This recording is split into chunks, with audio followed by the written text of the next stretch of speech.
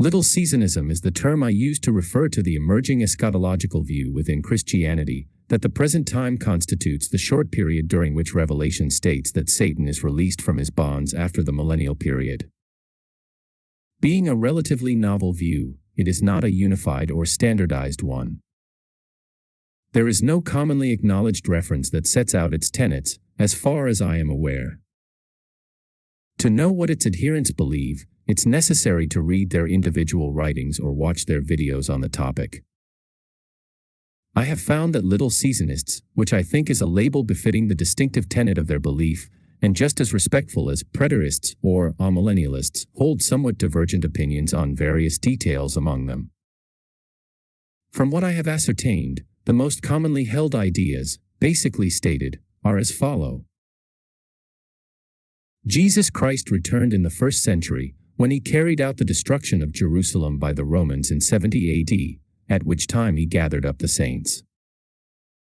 Immediately after that, the Roman Empire, which is regarded as the beast of Revelation, was also destroyed.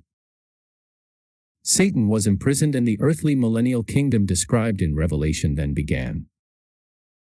The perception of the historical timeline has since been distorted, through the modification of chronological records, to the effect of adding hundreds of years of false history. The goal of this deception has been intended to prevent us from realizing that we are still in the midst of the period of Satan's little season that began about 1070 AD, by making us believe that we are living at a time much later than we actually are.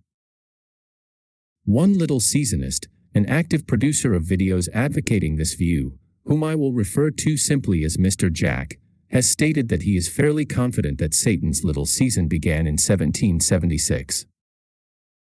This belief is based, in part, on his idea that historical records were altered to give the appearance that many centuries of additional time transpired after 76 AD. 76 AD is when he suspects that the Roman Empire actually fell, as opposed to the commonly accepted year of 476 AD for the collapse of the Western Roman Empire, which he regards as a false year. He considers this 400-year discrepancy to have been the effect of the first of two time manipulations. Mr. Jack suggests that Christ returned at the destruction of Jerusalem in 70 AD and that the trumpet and vial judgments of Revelation were carried out on Rome beginning in 73 AD and ending in 76 AD. One reason he feels supports the identification of these dates is his view that 1st century Jerusalem was the whore of Babylon and the Roman Empire was the beast of Revelation. He further co-identifies these two entities with the feet of iron and clay, of the statue seen in Nebuchadnezzar's dream, which are described in Daniel 2 as having been struck by a stone made without hands. From this, he reasons that just as the feet of iron and clay were destroyed together, Rome must have been destroyed at nearly the same time as Jerusalem. Mr. Jack assumes that the great mountain in Daniel 2, which then filled the whole earth, represents the millennial kingdom. He believes that the prophesied millennium ended in the true year 1076 AD, but that the overall injection of 700 false years into the timeline has resulted in that year since being regarded as 1776 AD. The second timeline manipulation, of 300 years, he supposes occurred sometime after the millennial kingdom.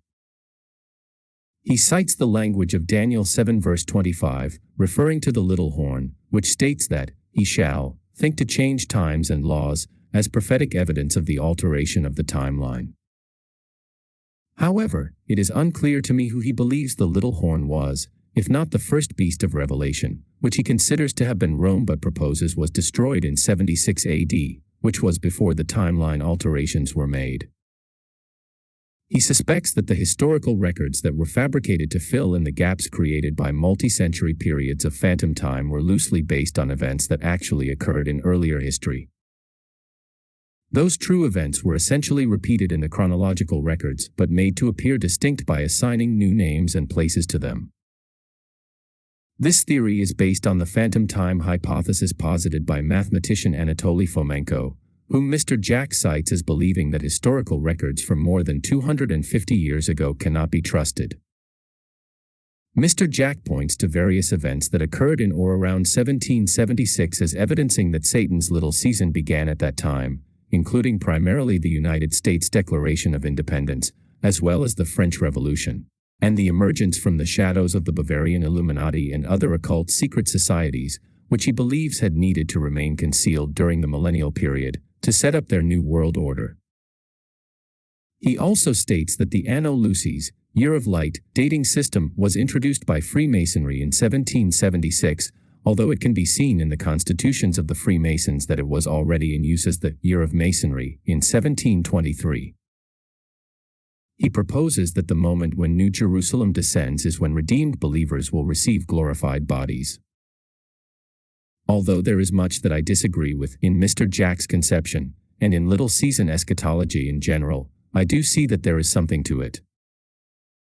That is to say, I believe that those who gravitate toward this viewpoint do so because they are picking up on certain things in history and in the present situation of the world that most Christians, and indeed most people, are probably not.